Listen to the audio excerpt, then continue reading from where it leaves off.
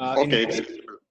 1948, BCG was introduced, and 1949 it introduced all the schools targeting all the young population, and by 1956 covering all the states of India. In 1962, when the National Tuberculosis Control Program was started, and BCG was pioneered as one of the important aspects of this program. However, there was a lot of questions behind the efficacy of this vaccine since the very beginning itself. But it was only available protective measure against tuberculosis, and hence it was given to all young individuals. Now, at this juncture, it was decided to conduct this large-scale BCG trial called Feasibility Study for TB Prevention, more commonly known as a Chengalpattu trial.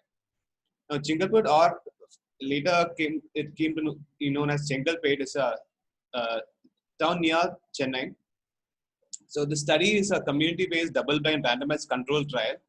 The design was described as a 3/2 factorial. The first factor being a vaccine strain, which are 2 vaccine strains that are used, and placebo, and the second being a dosage.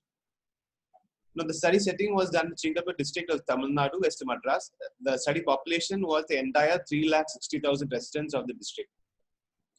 The 2 vaccines that were used, 2 seed lots, one is a French strain and there is a Danish strain. These are selected because experimental model showed very good efficacy of these strains. The placebo uses dextran, which is freeze-dried in ampoules to form a powder of the same appearance as a dried BCG vaccine. And it does not leave a scar like a BCG vaccine either. And coded boxes of 1, 2, and 3 were given to project staff. One of them being a strong vaccine of 1 milligram per ml, one being a weak vaccine, 0.1 milligram per ml, and one being a placebo. The legend was not available to the project staff either. So method of the test was a full population census was done in the district, and all subjects more than 1 year of age, 3 units of PPD-S and 10 units of PPD-B, which is intracellular, were given. The reaction to the PPD was read after 72 hours. And for all subjects more than 1 month, intradermal vaccine of 0.1 ml or placebo were given after randomization. And fingerprints were also taken for identification. X-ray was given to all the individuals more than 10 years, which is interpreted by 2 separate readers.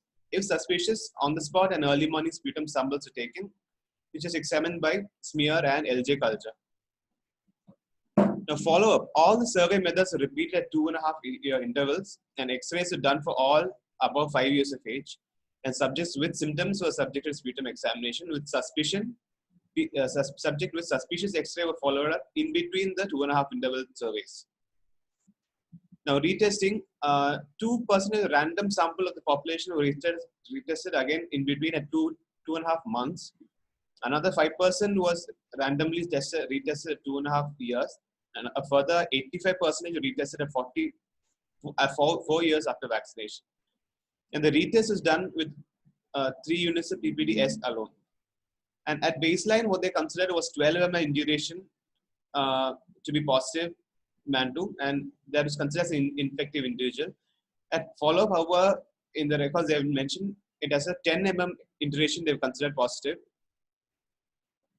And this is a baseline characteristics of the population at intake. So we'll just consider around 25 to 34 population for now. And culture positive for at least 2 specimens, and culture positive for 1 specimen alone was calculated separately because the characters were very different for each of them. Now, PPD-S was considered sensitive because among the 1,000 populations with 2 culture positive, only 1.4 had a PPD negative, and smear was not found to be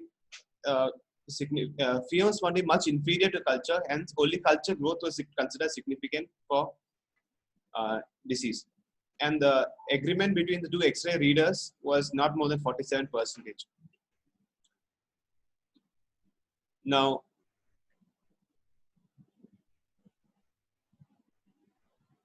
this is a data available at the first follow-up by age, tubercle reaction, and X-ray result. So, culture positive for at least 2 specimens. If you look at this, more than whoever had a tubercle reaction more than 16 at intake, that is at baseline, were found to have developed disease more easier than the other groups. And for culture positive for one specimen also, it was similar results. And the incidence and risk of infection, the placebo group also was calculated in the first 4 years. The average infection annual risk based on the age 2.8, 4.4, and 5.8.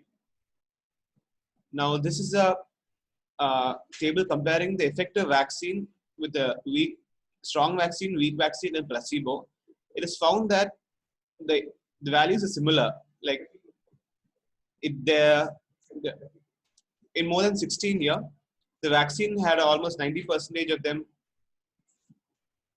and weak vaccine always 91%, and placebo always 82%, which means that BCG vaccine was not found to be effective in this group. So this trial was actually scrutinized by experts and no flaws were found. And other studies with similar vaccines was done, which also showed varied efficacy. The Chengalpattu trial did not show any efficacy. Some other trials done in other countries also showed some showed good efficacy, some showed poor efficacy. So this inefficacy in India was attributed to the specific epidemiological condition. But it was seen that even though the incidence of infection was high, the rate of disease was lesser. So it is hypothesized by this study that active TB is possibly a superinfection in a host that is already allergic from previous reinfection of MTB. So the study concluded that BCG did not provide any protection against the development of bacillary disease. Limitations of the study included other forms of TB were not studied, the efficacy of BCG in infants were not tested, and the incidence of TB in the study population was much lower than some other areas in the country, and hence not very representative of the entire population of the country. Then why is BCG still given? So studies done in other samples, especially and in other age groups, found that the protective effect of BCG against meningeal and miliary forms of TB, especially among neonates, was found to be significant. Later, studies also have shown partial protection against tuberculous meningitis.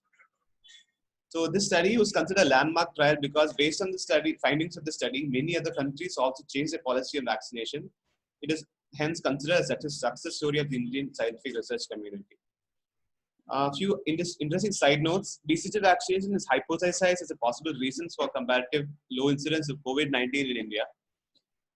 This is a systemic trial published on the background of this, which showed there was evidence of protection by BCG against respiratory infections, including pneumonia and influenza in children and elderly, but not specifically against COVID-19.